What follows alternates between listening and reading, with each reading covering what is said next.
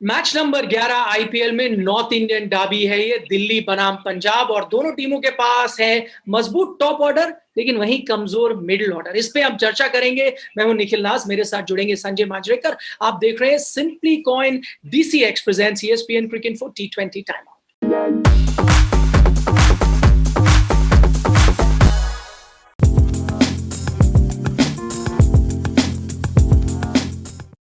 तो संजय, इससे पहले कि मैं 5 पॉइंट्स की तरफ आऊं, एक चीज तो अच्छी है शायद पंजाब के लिए कि एक ही दिन का गैप है। जो इतनी बड़ी निराशा हुई, इतनी बड़ी हार हुई, दीपक चहर ने कोहराम मचा दिया, उसके बारे में ज्यादा सोचने का टाइम नहीं होगा। और उसको अलग तरीके से भी देख सकते हैं कि बहुत फ्रेश होंगे वो खराब मेमोरीज। तो कहीं ना कहीं मुझे लगता है कि उसका प्रभाव उन पे जरूर पड़ेगा और शायद इस मैच में हमें कुछ अलग सिलेक्शन उसके वजह से देखने को मिलेगा। चलिए उसी पे हम विस्तार से बात कर लेते हैं, लेकिन पहले दिल्ली के सिलेक्शन के बारे में देखते हैं। हेटमायर या नोकिया, क्योंकि अब दर्शकों को बता दें नोकिया अवेलेबल है, फॉल्स पॉजिटिव उनका आया था। ये तो जाहिर हो रहा है शायद संजय की टॉम करन बाहर जाएंगे। अब आप एक बल्लेबाज लाएंगे हेटमायर या गेंदबाज इन नोकिया? देखिए, नोकिया जिस तरह से उनकी परफॉर्मेंस रही है, उनकी कामयाबी रही है दिल्ली कैपिटल्स के लिए, और रबाडा और नोकिया ये तो बहुत ही अभी एक रिलायबल फेमस जोड़ी बन गई है दिल्ली कैपिटल्स की। और टॉम करन एक इजी ऑप्शन है, उनको रिप्लेस किया जा सकता है। तो मैं उम्मीद करता हूं कि नोकिया सीधा टॉम करन की जगह आएंगे। हेटमायर को पिछले मैच में उन्होंने बाहर रखा और आने के भी मुझे चांसेस कम लगते हैं।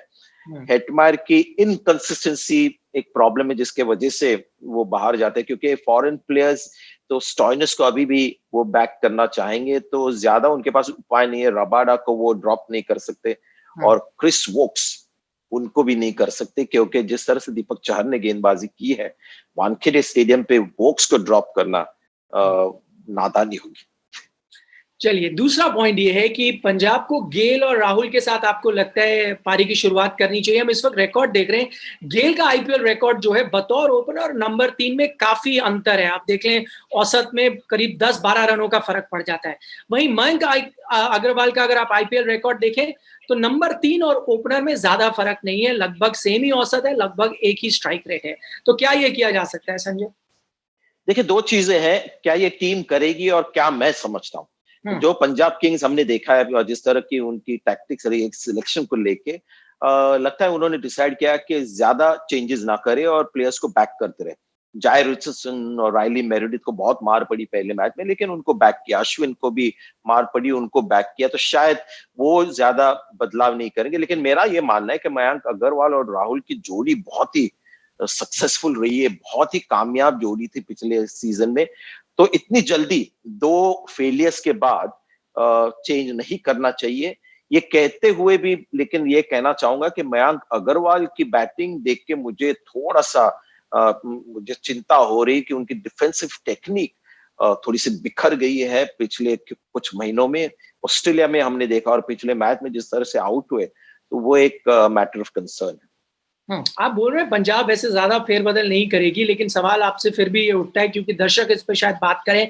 मोसेस एनरिक, फैबियन एलन, दो आपके पास ऑलराउंडर्स हैं। Will you B tempted? देखिए, थोड़ी बैटिंग जिस तरह से उनकी जा रही है, 106 ऑल आउट हो गए, तो कहीं ना कहीं सोचेंगे कि क्या हम एक बॉलर की जगह एक ऑलराउंडर जो थोड़ा बहुत ये करता है, थोड़ा वो करता है, उसको इंग्लिश में उसका एक टर्म है जो मैं यूज नहीं करता अभी इंडिया में क्योंकि मिसअंडरस्टैंड हो जाता है, तो उसको मद्देनजर रखते हुए शायद मोइसेस को लेके आ सकते हैं राइली मेरेडिथ की जगह। लेकिन जिस तरह की उनकी रणनीति रही है, और राइली मेरेडिथ ने पिछले मैच में काफी अच्छी गेंदबाजी की, तो मुझे नहीं लगता अभी वो चेंज करेंगे। और वक्त भी नहीं आया, एक मैच हारे एक जीते हैं, तो रुकेंगे थोड़ा सा मुझे लगता है। अगला सवाल ये है कि क्या रविचंद्रन अश्विन का पूरा इस्तेमाल नहीं कर पा रही दिल्ली की टीम? क्योंकि ये चीज रिकी पॉन्टिंग ने पिछले मैच के बाद ये बोली थी कि 3 ही ओवर डाले अश्विन ने, मैं चाहता था कि वो पूरे 4 डालें, तो I would want my captain to think on his feet. क्या इसके बारे में सोचा होगा दिल्ली? जी हाँ, क्योंकि आपके पास अश्विन जैसे एक्सपीरियंस एक स्पिनर है, तो अगर रिकी पॉन्टिंग ने कहा तो शायद अभी प्रेशर आ जाएगा यंग कप्तान के ऊपर के उनको पूरे 4 ओवर खिलाए। लेकिन मैं जब रवि अश्विन को देखता हूँ, व्हाइट बॉल क्रिकेट में, तो मैं ज्यादा उनकी इकोनॉमी रेट नहीं देखता, क्योंकि स्पिनर्स का जॉब है बीच में विकेट्स निकालना, इंपॉर्टेंट बैट्समैन को आउट करना, ताकि सेट बैट्समैन डेथ में ना खेले। और इन्होंने शायद 7 ओवर्स किए हैं अब तक और केवल 1 विकेट लिया है। तो जब विकेट नहीं लेता स्पिनर, तो मुझे लगता है कि वो इतना कंट्रीब्यूट नहीं करता। अगर आप देखें चहर को, पिछले मैच में उन्होंने 4 विकेट निकाले, शाहबाज अहमद ने 3 विकेट निकाले, इससे मैच बदल जाते हैं। और स्पिनर्स में वो काबिलियत है वो करने की, तो वही उम्मीद होगी अश्विन से, वो पूरा 4 ओवर डाले या ना डाले, मुझे उम्मीद उनसे होती है कि विकेट्स निकाले और थोड़ा सा गेम चेंज करे बीच में। एक तो सवाल हुआ कि क्या आर अश्विन का पूरा इस्तेमाल करना चाहिए। अगला सवाल ये है कि जो दूसरे अश्विन है, एम अश्विन, क्या उनका इस्तेमाल करना भी चाहिए या नहीं? क्या उनकी 11 में जगह बनती है, या आप रवि बिश्नोई इंडियन टीम का भी हिस्सा रह चुके हैं अभी वो हाल ही में, क्या उनको आप लाना चाहेंगे?